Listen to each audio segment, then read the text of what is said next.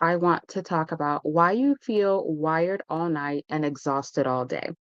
So if you're exhausted all day, but the moment your head hits the pillow, you're wide awake, don't worry, it's not your hormones.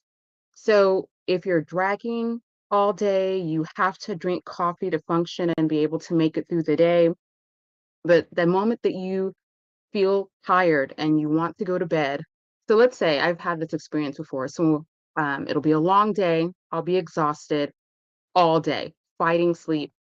Then I get home, get ready for bed. And as soon as I prep for bed, like I'm tired before I go to bed, as soon as my bed hits the pillow, I'm wide awake.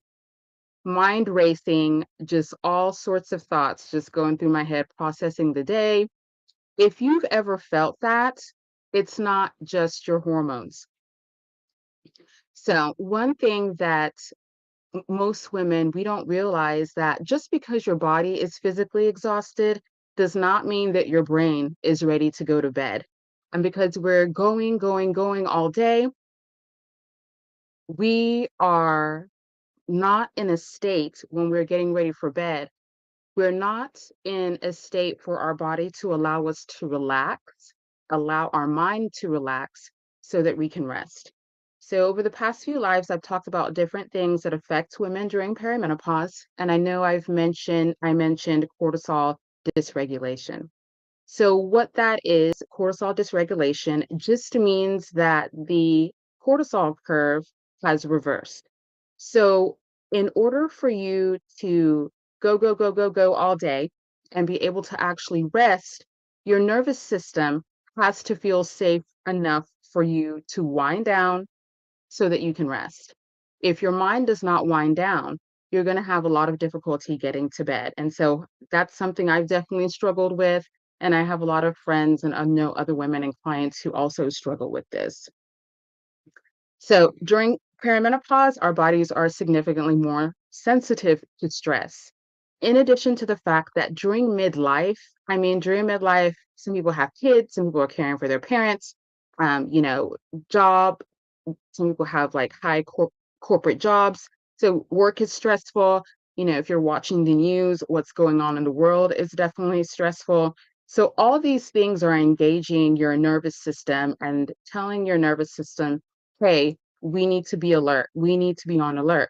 So when your nervous system is on alert like that, if you don't have any habits or systems to get your nervous system to relax, so to get out of fight or flight, and switch to rest and digest, you're not going to be able to sleep. So, one example is I had a client and she was up all day, busy, took her kids to school, at work, and she's an attorney, so she always has to be, on the tip of her toes because things just come up in court, and so she always has to be on the tip of her toes, but she thought that because she felt so exhausted at the end of the day after getting back from work, cooking, taking care of the kids, making sure the kids get enough rest, she thought that after doing all of those things that she should be able to fall asleep. But what we realized and what we found out is that she has her cortisol curve. Again, this is ties into cortisol dysregulation. That curve, cortisol levels are supposed to increase early in the morning and then decrease in the evening. But during perimenopause, because we are more sensitive to stress during perimenopause, and she's on. Most high achieving women are on the go. There's always something to check off on the list. This makes our bodies tired, but our minds are just going 100 miles per hour. And unless we have habits to kind of allow our mind to rest and wind down so it can get the message that our body is telling it, like, hey, I'm tired. So what happens with cortisol dysregulation? Normal cortisol curve in the morning, your cortisol levels go up, evening, they go down. So during perimenopause, what happens is that curve is up in the evening and then it's tanking during the day, which is not good, right? Because you're basically running on cortisol. The stress hormone helps you wake up, helps you go.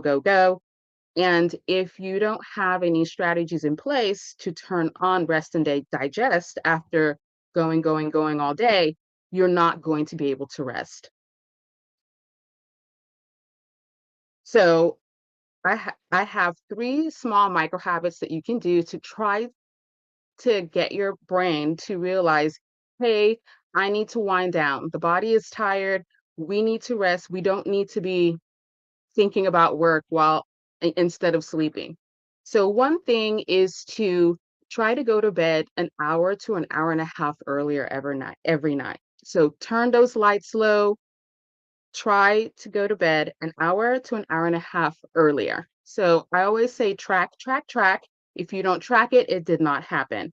So what I would say, get a little journal, and that's number one. You want to track how you feel, and if you're able to get more restorative sleep by going to bed an hour to an hour and a half earlier.